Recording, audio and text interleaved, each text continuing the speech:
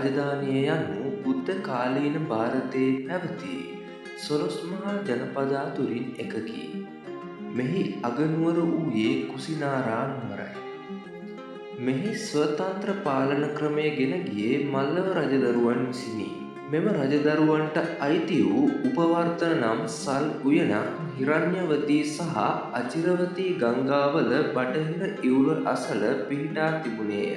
අලංකාර සල්ගසින් යුතු මෙම උයන ගව් ගානක් දුර ගෙවා යන්නෙකුට විවේක සුවය ලැබීමට සුදුසු මනරම් වූ උද්‍යානයක්ද වූයේය. 80 වස් එළඹි අප ගෞතම බුදුරජාණන් වහන්සේ විශාලා මහනුවරින් නික්මි භෝග නගරයේ පසුකර පාවා නුවරට වැඩිසේක. එහිදී විවේක සුවයෙන් වෘක්ෂ ලතා මූල වැඩ සිටි උන්වහන්සේ දුටු පුක්කුසාති නම් රාජපුත්‍රයා බැඳ එකත් පස්ව හිඳ ධර්මය ශ්‍රවණය කළේය. ඉන්පසු බුදුරජාණන් වහන්සේට රන්සලු පූජාවක්ද සිදු කළේය. බුදුරජාණන් වහන්සේ යළිත් ගමන් ඇරමිසේක. හිරණ්‍යවතී ගංගාව තරණය කර කුසිනාරා නුවරට වැඩියහ. විඩාවත් රෝගී තත්ත්වයක් නිසා විවේක සුවය සඳහා මඟ නතර වූ උන්වහන්සේ ගමන නිම කරන ලද්දේ කුසිනාරා නුවර මල්ලව රජදරුවන්ගේ උපවර්තන සල්ුවනේදීය. උන්වහන්සේ තුරුගුමු වලින් සපිරි උයනට පාගමනින් වැඩම කළහ. එහිදී ඉතා උස් වූ සල්ගස් 4ක් සහිත භූමියක් දැක එහි ආසනයක් පිළියෙල කරන්නැයි අග්‍ර උපස්ථායක තනතුර දැරූ ආනන්ද තෙරුන්ට පැවසූහ. එසේම ආනන්ද තෙරණුවෝ අරභයා සල්ගස් 2ක් අතර උතුරට හිස සිටින ආකාරයේ සයනයක් සැකසිය යුතු බවට උපදෙස් දුන්සේක. එම සයනයෙහි සිංහ සේයාවෙන් සැතපුණු බුදුරජාණන් වහන්සේ වැඳ පුදා ගැනීමට අප්‍රමාණ වූ දෙවි දේවතාවෝ මනුලොවට වැඩිසේක.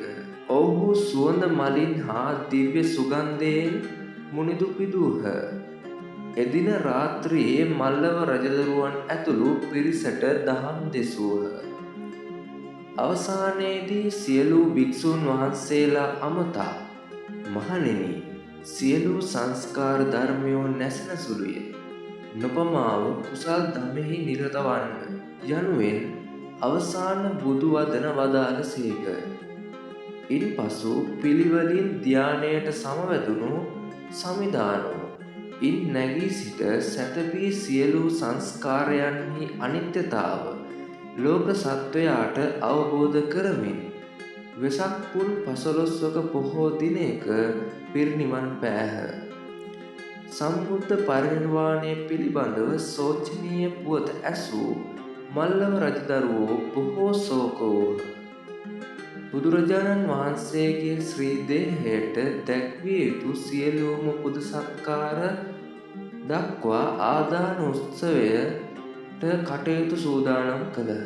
එහිදී බුදුන් වහන්සේගේ දේහය වටිනා වස්ත්‍ර 1000කින් වසා සත්රුවන් දෙනක බහා විසිතුරු මණ්ඩපයක තැන්පත් කිරීම සිදුවිය. එම අවස්ථාවට පැමිණි සැදැහැවත් බෞද්ධයෝ සුවඳ මල් සහ සුවඳ දුමින් මුනිදුන්ගේ ශ්‍රී දේහය පිදූහ. ඉන්පසු රන් දෙන සුවඳ තෙලින් පුරවා සුවඳවත් වූ දරසෑයක් මත දෙන තබා ආදාහනය කිරීමට කටයුතු සූදානම් කෙරුණි. එහෙත් එහි ගිනි නොදැල්වුණු බැවින් මල්ලව රජදරුවන්ට ශ්‍රී දේහය ආදානය කිරීමට නොහැකි විය. අවසානයේ රජදරුවෝ දිවැස්ලාභී භික්ෂූන් වහන්සේ නමක වූ අනුරුද්ධ තෙරණුන් වහන්සේ හමු වී ඊට හේතුව විමසූහ. අනුරුද්ධ තෙරණුවෝ ඊට හේතුන් ලෙස මහා කාශ්‍යප තෙරුන් ඇතුළු භික්ෂූන් වහන්සේලා පිරිස බුදුරජාණන් වහන්සේගේ ශ්‍රී දේහය තවමත් වන්දනාමාන නොකළ බැවින් ඒ සඳහා ඒ භික්ෂූන් වහන්සේලා පාවා නුවරින් නික්මී පැමිණෙමින් සිටින බව. එසේ සිදුවන තුරු චිතකයේ ගිනි දැල්විය නොහැකි බවත් වදාළසේක. හිමියන් පැවසු දෙය එසේම වේවායි පතමින් රජදරුවෝද මහා කාශ්‍යප හිමි ඇතුළු පිරිස එම ස්ථානයට ළඟා වනතුරු ශ්‍රී දේහය ආදානය කිරීමට කටයුතු නොකළේය.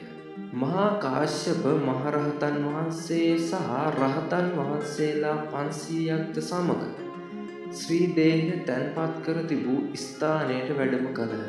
ඉන්පසු මහා කාශ්‍යප මහරහතන් වහන්සේ බුදුන් වහන්සේගේ ශ්‍රී දේහයට දොහොත් මුදුන් දී නමස්කාර කර තුන්වරක් චිතකය වටා ගමන් ගත්සේක. එසේ ගමන් ගත් විට උන්වහන්සේ ශ්‍රී දේහය පිළිබඳ සිහි කරමින් අභිඥා පාදක චතුරාංග ධානයට සමවැදුණහ. එසේම ශාස්ත්‍රූන් වහන්සේගේ සිරිපා යුගල ශ්‍රී දේහය ඔතා තිබූ කපු පුළුන් පටල සහ රන් දෙන දෙබෑ කරගෙන මතුවී කාශ්‍යප හිමියන්ගේ හිස මත්තෙහි පිහිටන්නැයි අධිෂ්ඨාන කළේය. ඒ අධිෂ්ඨානය ඒ ආකාරයෙන්ම සිදුවිය. සිරිපාද යුග්මය සිය දෑතින් අල්ලාගත් කාශ්‍යප හිමියෝ එය සිය හිස මත තබාගත්හ. මේ ආශ්චර්ය දුටු පැමිණි සියලු දෙනා සාදුකාර දුන්හ.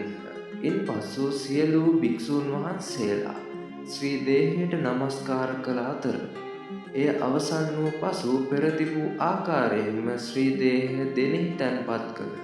ඉන්පසු දේවානුභාවයෙන් චිතකයෙහි ගිනි දැවුණු බව